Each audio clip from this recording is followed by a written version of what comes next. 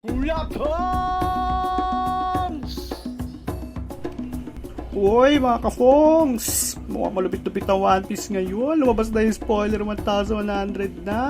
Simulan na natin to para ma-discuss na, ma-excite na ang mga fans natin.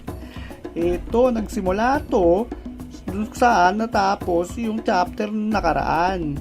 So may sasabihin daw si Vegapunk at ng buong mundo ay nakafollow sa kanya. Grabe, dami followers ni Vegapunk.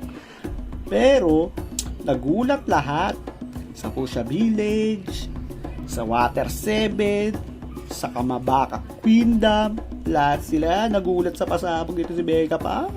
Mukhang malupit-lupit na blind item ang gagawin nito.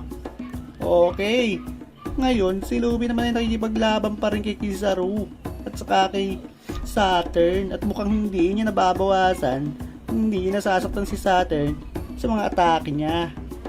At ang isang pinakamalupit dito ay yung apat pa na Gorosei ay kinakausap na pala tong si Saturn at nag-aalala na sila sa mga pasabog ni Vegapunk. Mukhang malupit-lupit na laban to, hintayin ko to. At natapos din chapter sa pagbagsak ng mga malulupit na meteorites na hindi ko alam na kung para saan.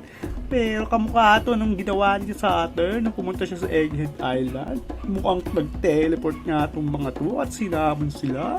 Malupit! Talagang bigatin na talaga mga pasabog ni Oda. Ngayon matatapos na ata ang One Piece. Grabe to. Sa tingin ko, susunod, maglalaban-laban na talaga lahat to at magro-Royal Rumble na.